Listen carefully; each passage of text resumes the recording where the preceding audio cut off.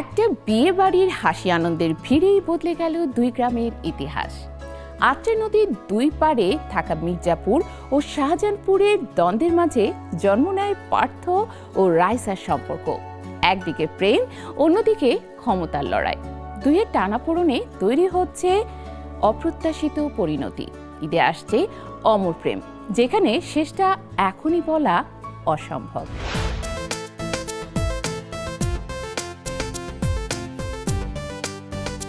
আত্রাই নদীর ধীর স্রোতের দুই পাড়ে দাঁড়িয়ে আছে দুই গ্রাম, মির্জাপুর আর শাহজাহানপুর।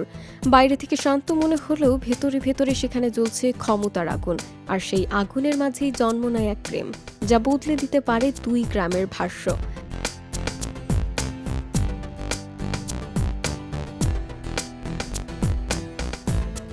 এমনই এক ভিন্ন স্বাদের গল্প নিয়ে আসছে ঈদের বিশেষ নাটক অমর প্রেম।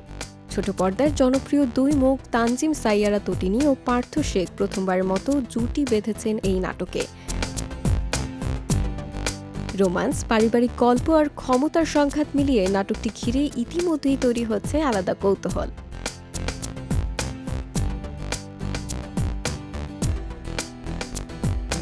নাটকের গল্পে দেখা যাবে মির্জাপুর গ্রামের নিয়ন্ত্রক বাহাদুর মির্জা এবং শাহজাহানপুরের প্রধান শাহজাহান খান নিজেদের আধিপত্য ধরে রাখতে সবসময় একে অপরের বিরুদ্ধে অবস্থান নেয়।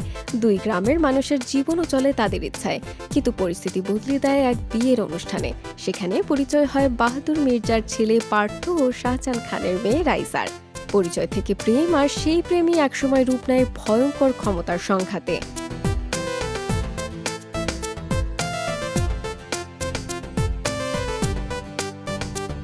নাটকটি পরিচালনা করেছেন জাহিদুল ইসলাম সুজন, তার সঙ্গে চিত্রনাট্য লিখেছেন শাহরিয়ার সজীব। নির্মাতার ভাষ্য, এটি শুধু প্রেমের গল্প নয়, এখানে রয়েছে আবেগ, সম্পর্কের টানাপোড়েন এবং ক্ষমতার নির্মম বাস্তবতা। দর্শক নতুন ধরনের অনুভূতি পাবেন বলেও বিশ্বাস তার। তটিনীর সঙ্গে এটি সুজনের তৃতীয় কাজ। নির্মাতা জানান, পুরো টিম অত্যন্ত আন্তরিকভাবে কাজ করেছে এবং বিশেষ করে তটিনী ও পার্থ তাকে দারুণভাবে সহযোগিতা করেছেন। নাটকের বিভিন্ন গুরুত্বপূর্ণ চরিত্রে আরও অভিনয় করেছেন দিলারা জামান, শতাব্দী ওয়াদুদ, লুৎফুর রহমান জর্জ ও রাশেদ মামুন অপু। চিত্রগ্রহণে ছিলেন নাইম ফুয়াদ। ঈদ উৎসবের বিশেষ আয়োজন হিসেবে ইউটিউব চ্যানেলে মুক্তি পাবে অমর প্রেম।